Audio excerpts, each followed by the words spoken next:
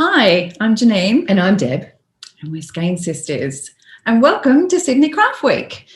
Thanks for joining us for this chat today. Today we're going to speak with one of our absolutely favourite yarn dyers, Felicia Lo. Felicia is the founder and creative director of SweetGeorgia Yarns, and they're based in Vancouver in Canada. And she is absolutely passionately curious about colour. When we were starting Skein Sisters, we knew of SweetGeorgia yarn. We actually hadn't really felt it. We'd just seen it online. We'd seen the colours and we just thought we absolutely have to have it, don't we? We did. So we took a big punt, and ordered a whole lot of tough love stock. And once we got it, we fell in love with it, as we know that you all did as well. So today we've got Felicia chatting to us about colour. The theme of this year's Sydney Craft Week is change makers. And Felicia has absolutely changed the way that we think about colour. The mission of SweetGeorgia is to share the joy of colour and craft, which is what we love to do as Absolutely. well. So stay with us, enjoy the chat with Felicia, and at the end, we're going to let you know how you can get your hands on some of the fabulous SweetGeorgia yarn. So let's get started. So hi, Felicia. Hi. Hi. Thanks for joining us for the chat today. Thank you so much for having us. So let's start with talking about colour and why is colour important to you? To me, I am personally, obviously, in love with color. I feel like color is, it's the ultimate self-expression. There's few ways to sort of like let people know immediately who you are and what you like and what you're about than sort of the colors that you surround yourself with, the colors that you put in your home, the colors that you dress yourself in. All of this stuff just presents to the world who you are. And I think that's a little bit challenging in a lot of ways because it puts a lot of pressure on color and the colors that you choose for yourself.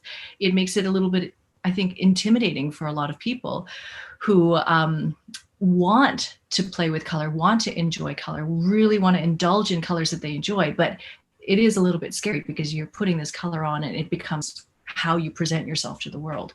So it's what I love about color, but I can understand that is where it is also very, very challenging for a lot of people.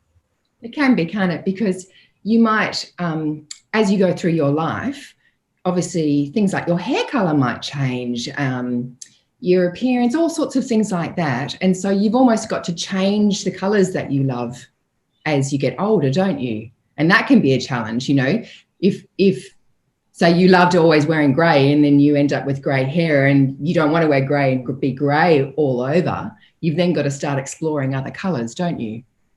Yeah, absolutely. So, I mean, I talk a lot about different aspects of color and how to incorporate color into your lives, because there's one side of craft and knitting and working with yarn and working with color, which is just to work with colors that you enjoy, like work with colors that you love to look at.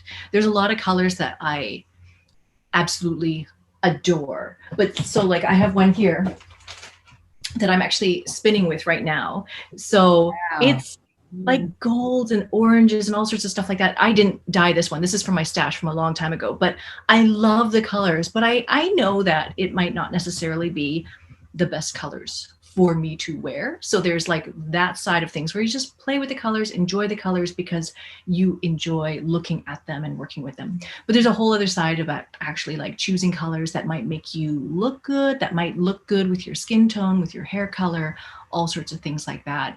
And I feel like that is also very important. I don't know about you guys, but I was raised on, I was born in the 70s and I grew up in the 80s with a book that was called Color Me Beautiful. My mom had it in her collection. I read it when I was a kid. It made a lot of sense to me and it left a big impression on me about like choosing colors that suit your skin tone and all sorts of things like that.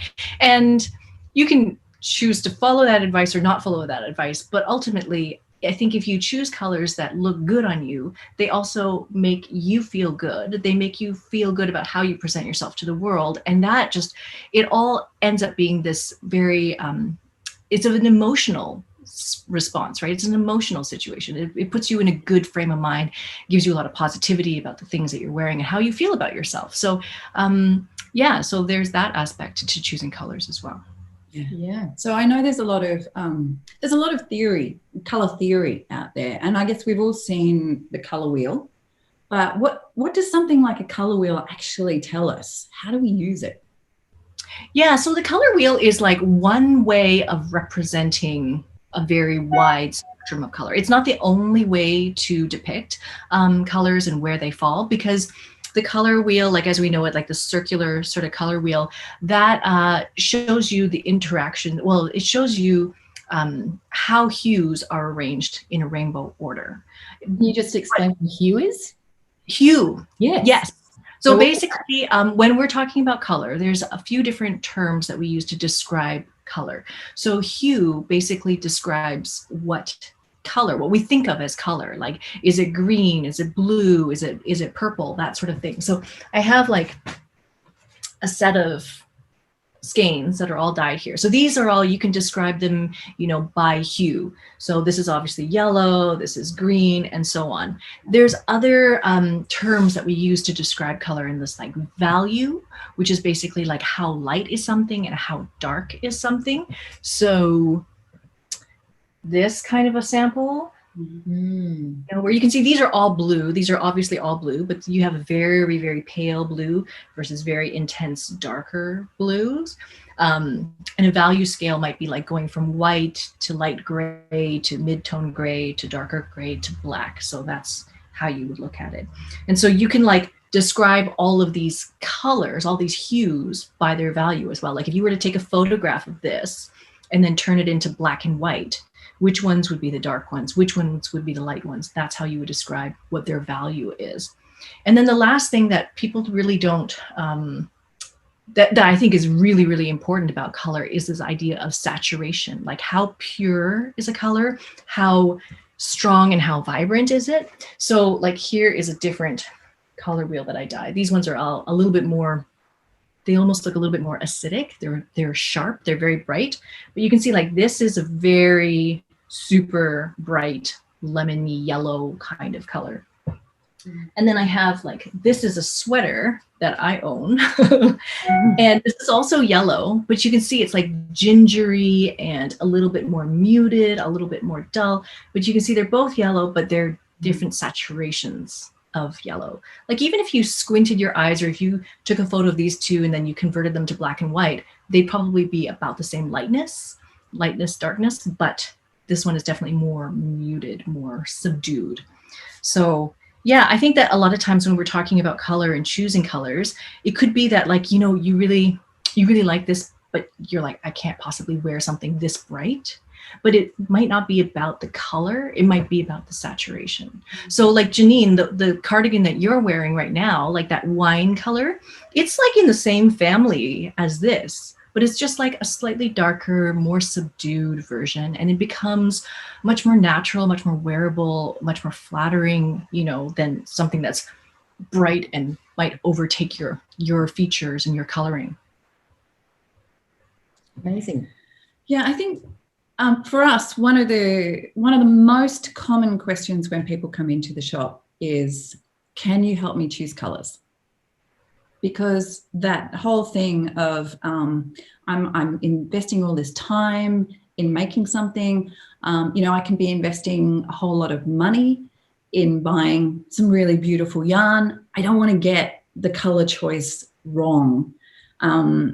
So I mean, why can it be so hard to choose colors? Some people seem to have it and others just don't seem to have the confidence. Yeah, I think it is really about confidence. And I think that confidence comes from experience with that color. So I know, like for myself, like I was saying, like I like this color and I've worn it on the vlog before, but nobody ever compliments me and say, I love that golden yellow color. Nobody has ever said that. But for this reason, like I have sometimes worn this one and this color, I get tons of comments and people saying, oh, that looks really wonderful on you. So there's a little bit of experience that comes with like trying something out and then seeing how it works with you. How do you feel about it? How does it make you feel? And then, developing almost like a repertoire of knowing which colors are going to work well with you and your coloring and things. Because I love both colors, but if I was going to invest, a large chunk of money in buying yarn to make a sweater, then I might be more inclined to go with something that makes me feel like I look good in it. So it's often about things that you've had before, the experiences that you've had wearing it, that helps you then choose other colours. So almost if you had like a little swatch book in your bag, that might help, wouldn't it? Yeah, absolutely. Yeah. Like paint tips or something like that. Paint tips, little pieces of fabric, little fabric swatches and things. Yeah, absolutely. I think, and also like so many of us, I have a stash that's full of pink, because every time some yarns come in, I just go, "Ooh, pink." Gather all of this pink around me, and then I look at it and think, why do I always go to pink? Why am I not drawn to another color? Or why am I not brave enough to try something else, maybe a color that I don't normally wear, that actually might be really good for me instead of just another pink? Yeah, I hear you. I think that I definitely know people who only gravitate towards the blues, or they always buy purple. I know that for myself, like my closet is very much full of sort of plummy, purpley kind of colors. Yeah, like the one that you're wearing right now as well. in my closet. But I found that maybe almost like taking baby steps into different things might sort of push the boundaries of your repertoire. I know, like I really enjoy mixing and blending colors together, like marled sort of effects where you hold multiple strands together. And so it could be that you take that pink that you really, really love, but then you combine it with another color that might be similar or might be completely different, and then see what the results of that might be. So you still got the pink in there, you're still enjoying the pink, you still get to work with the pink, but you're also kind of playing at the edge of that pink and transforming it into something else. Yeah, and then I guess from there, it's the next step, isn't it, into combining colors for projects. So, like colourwork knitting is another whole other step. And, I was thinking about this jumper today because I would never, ever choose this stone colour, ever. I don't really wear neutrals. I like to choose colours because colours make me happy.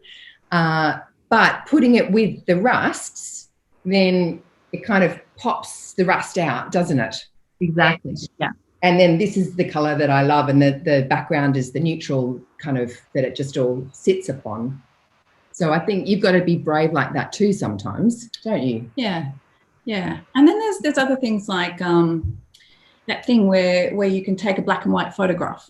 So when you're doing some colourwork knitting and you want to have a look at how the colours are going to work together and what's going to really stand out. Yeah, absolutely. So, I mean, obviously, like for the yoke that you have knitted into your sweater, which is beautiful, by the way, like those birds worked out. Yeah, I know. They're cute. Perfect. Those are beautiful. So, I mean, yeah, you definitely need to have high contrast in order to see the detail of the birds, of the design. If you had gone with like even a mid-tone gray or like another brown or even a ginger or yellow color, then all of the work in the yoke would be subdued. It would be, you wouldn't notice it as much. So definitely like taking a photograph and making it black and white of the colors that you're going to use in your color work piece, that will definitely help with making sure that the design is really clear and really readable. Because I think sometimes when people are putting skeins together, they try and link them, don't they? They like go, well, there's a blue in this one, and also I'll have a blue in this one and another blue. But in fact, that actually makes them all meld, doesn't it? Rather than creating some kind of contrast.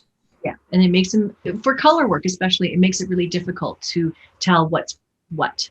So that's where you need to have high contrast. But with other things, like gradients have been super popular.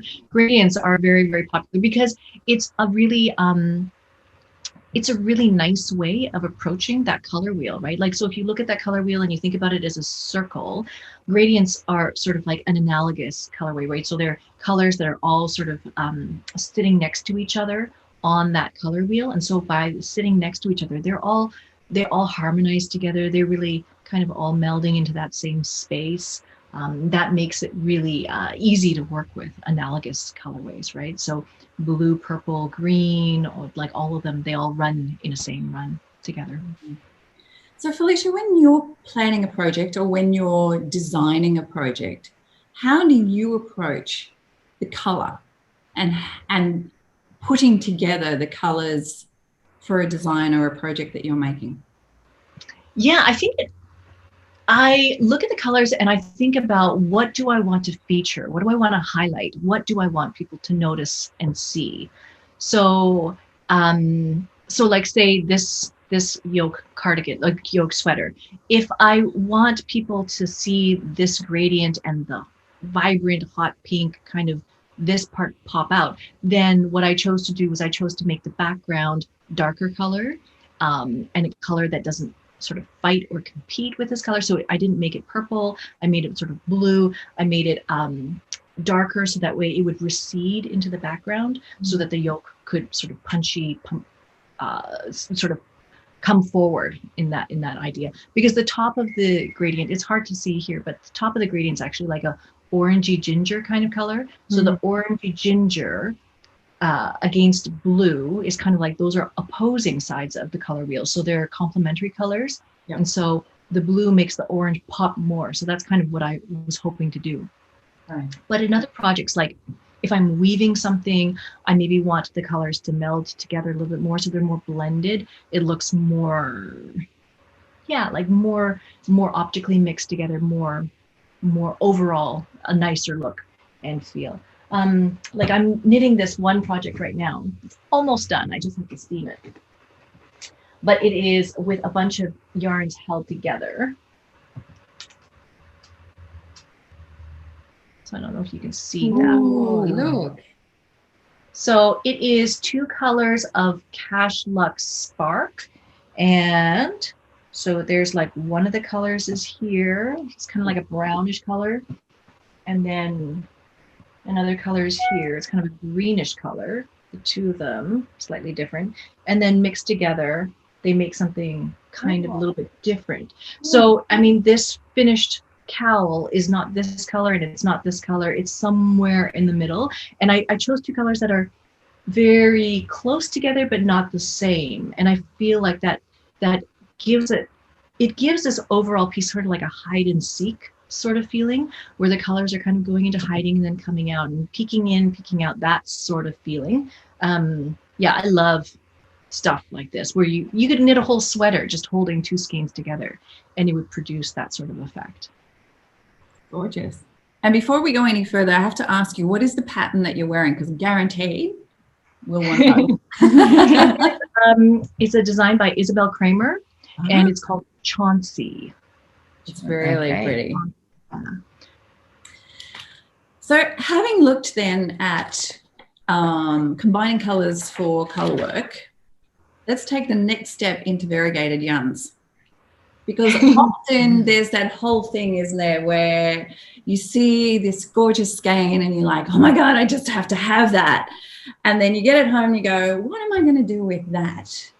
Because it's variegated and I'm really not sure how to best show off that gorgeous skein that I've just bought. So how do you approach using variegated yarns? I think I am not one of the kind of people who doesn't like pooling. I don't mind pooling. It doesn't bother me that much. Pooling, if you don't mind.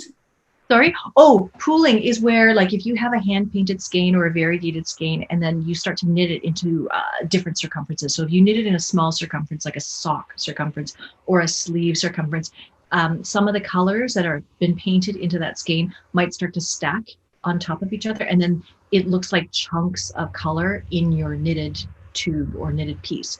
And so that for some people can be really off-putting because they don't like the way that the colors have stacked, or that's not what they had imagined when they looked at the skein in the first place. So there are definitely ways that you can get around that situation. So if you really don't want any pooling in your work, you can do things like you can alternate different ends of your variegated skein. You can hold multiple variegated skeins together. You can alternate between two ends, or you can alternate between two different skeins, or multiple skeins to sort of try to break up those color chunks from happening. So all of that I feel like is definitely manageable. And I think it's worth it in order to enjoy some of the colors that can come up. With some of the colors that are variegated but not hand painted, like the more speckled or splashy kind of colorways, I feel like, again, I really like that idea of like holding multiple strands together and then mixing them together. So like in this case, this is 2 strands of a colorway that we called Anthem. So it's like a purple sort of splashy colorway. But then I took 1 strand of that purple colorway and then 1 strand of a yellowish kind of colorway and held them together. And you wouldn't think, oh, I'm going to put yellow and purple together. But when you sort of hold them together, it changes it and becomes a totally different kind of fabric. And I don't know, I think that this is a really nice way of approaching variegated yarns if you don't want the colors to stack and pool. Yeah, I do too. We've got with COVID happening this year, so many people have come to knitting and crochet and discovered yarn, like, you know, our fabulous world of yarn, which we know and love. But things like holding 2 strands together, I think a lot of beginner and adventurous beginner knitters are a bit nervous about that. I mean, how do you find it? Is there do you ever have a problem, or is there a tip for how you manage it? Or, well, I mean, like the way that I've done with this other project here, I always wind them into center pull balls, and then I pull from the center of each ball, so that way the balls are not rolling around anywhere. They don't get tangled or twisted on each other or anything like that. They're just held nicely together. You do have to just keep track of them a little bit, but I think it's always it's worked out pretty well. So if you have 2 fingering weight yarns, you hold them together and it ends up being more like a worsted weight or a heavier weight. In a lot of ways, I think for beginner knitters, I think it's great because it makes the projects go faster. You knit faster because you're working with basically heavier yarn, right? Yeah. Yeah. So I guess before we wrap up, I just wanted to ask, if someone comes in and they're like, oh, I'm no good with color, what would you say to them to start, to just have a go? What tip would you give them as the very first step in? Maybe they've got a 3-color shawl that they want to make, for instance. What would the process be? I always knit with blue, and this time I don't want to do blue, but where do I start? Yeah, I think there's a couple of different ways that you could look at that. You could look at it in terms of like, okay, well, I always knit with blue and I sort of want to move away from blue, but I'm nervous about doing that. So maybe if I'm making a 3-color shawl, 1 of the colors is blue and 2 of the colors are something that might coordinate really well with blue, but might be in a direction that it would be new for me, right? And it could go in different ways. You could, look at making that shawl something that's really vibrant and really poppy and something really bright, or you could find a way to like make that blue much more subdued and much more neutral, much more calm. I think it really depends on what is the feel of what you want to create, right? Like, and it goes back to like, how do you want to present yourself? Do you want to present yourself in this very vibrant shawl of colors? Or do you want to be something like more cozy, more hidden, almost more enclosed, more, like almost like a wallflower sort of feeling, but just safe, right? Secure, that kind of secure feeling. What do you want the color to give you? How do you want it to make you feel? And from there, then I would look at choosing those colors and how they would go together. And just having a bit of courage. Yeah. Like one of the things that I try to encourage people to do, and it's totally unrelated to yarn, because yarn can be expensive to jump in and buy and work with. But I encourage people to just get a really inexpensive set of watercolor paints from, the craft store, art store, and just play with mixing different colors together, blending different colors, seeing what this color and that color, how do they mix and what do they make? Because when you do that in a very rough, sort of non-pressured way, then you get that opportunity to experiment with color, and it doesn't cost you hardly anything, right? Yeah. And then you get to see and practice and just try different things, and then you might stumble on something that you actually really like, and then you can go and invest that in some yarn, right? Love that That's a good idea. idea. Yeah. So I guess having talked about color, the question now is, what colors should we be looking out for in the next season? Are there particular trends that are coming up? Yeah, so it's very interesting. So I will follow what is being said in sort of like the Pantone color of the year. Have you guys follow that at all? Yeah. So I know that at the start of this year, I think it's at the start of every year, they will announce what the color of the year is. And so this year's color is this blue color. It's a classic blue color, and blue has a meaning where it sort of like signifies trustworthiness and honesty and calm and peace. And so I feel very much like those colors of the year are trying to tell you what we need or what we want in some ways. I know that for us at SweetGeorgia, we have just finished working on the colors for spring for next year. And it was, I don't know, it's very interesting because like we're trying to develop these colors, and the colors that speak to me are not necessarily the ones that are calm, not necessarily the ones that are like that, but they're more to express what we've been going through. And so I'm curious to see what next year's color will be, because I wonder if the color of the year will be about trying to be like a balm to soothe our souls, or if it is going to be more expressive of our current state of affairs. Well, so I'm just curious to see that. But I totally follow, and I see what's going on, because it relates entirely to what's happening in the world and what we're doing and how we feel. I mean, one thing we found so interesting at Skein Sisters is when we first started, we couldn't keep enough blues and greys and pinks and so on. And then that's moved now into those beautiful mustard tones and browns. And, we couldn't have sold a brown skein 3 years ago. Yeah. And just how much it changes. And it's very quick how those trends change too, isn't it? Yeah, from season to season. I think that this past year, like you were saying, browns and rusts and those ochre colors, there was very much kind of like a throwback vibe, sort of a retro feeling to some of the colors that were happening this year as well. Yeah, definitely. It'd be interesting to see what next year's. I think that they announced this color before COVID happened, right? So it might have changed everything. And we looked at it and went, "Oh, that's kind of not a very exciting blue, is it?" They probably couldn't have predicted this. Yeah, it will be interesting to see where color takes us. Yeah, given everything that's gone on. Okay. Well, fantastic. We're so thrilled to have had this chat with you, Felicia. Yeah. It's been an absolute thank pleasure. you so much. Yeah, it was lovely to chat with you both. Thank you. Yeah, I mean, we've loved SweetGeorgia yarns from the get-go. I think It's one of the first yarns that we had at Skein Sisters, and it always is popular with our customers. So we can't wait to see what you do. Love chatting with you, and just adore all of your embracing and passion for colour. It's really great. It rubs off on us. So wonderful. Thank you so much. Isn't she fabulous? She was so great. Yes, there's so much to learn from Felicia when it comes to colour.